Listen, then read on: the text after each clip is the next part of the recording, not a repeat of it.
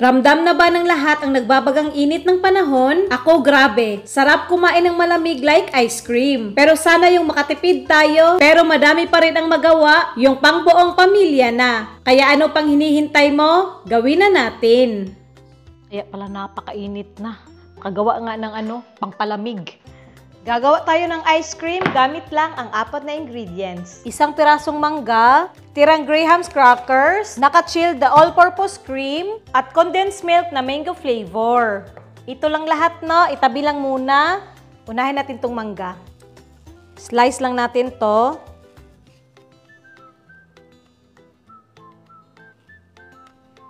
Yan, oh.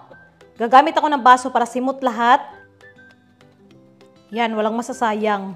Ito na nahiwa ko na lahat, kukuha ako ng konti para pang toppings mamaya. Yan, konti lang. Yung Graham's crackers na 8 to 10 pieces. Bali-baliin lang natin. Ganito, oh. Ito na, nabalik ko na sa maliliit, oh. Balik tayo dito sa mangga, durugin natin to. Ganito, oh, hindi na kailangan na pinong-pino. Itabi lang. Proceed na tayo sa all-purpose cream at kondensada. Mas mabuti naka-chilled yung all-purpose cream, ha? Tapos, i-whisk muna natin hanggang mag-double ang volume. Mano-mano lang tayo, no, para madami ang makakagawa.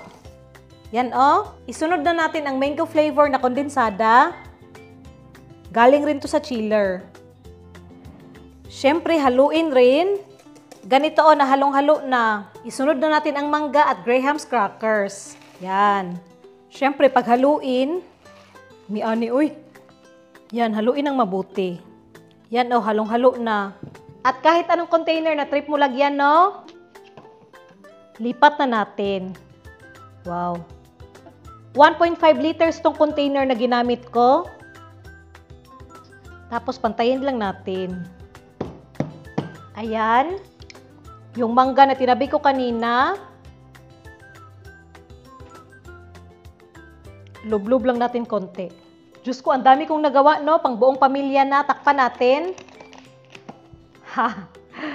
Ilagay natin to sa freezer hanggang tumigas. Bye muna. See you later. At ito na, oh. Siguradong matigas na to. Oh. Buksan natin.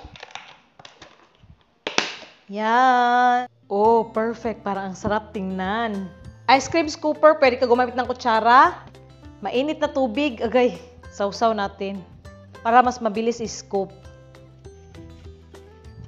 Tingnan nyo guys, oh, sa malapitan, hindi matigas, creamy. Oh. Tingnan nyo yung itsura, oh, mas masarap pa kasi sa nabibili dun sa labas. Tikman nga natin. Yan, oh.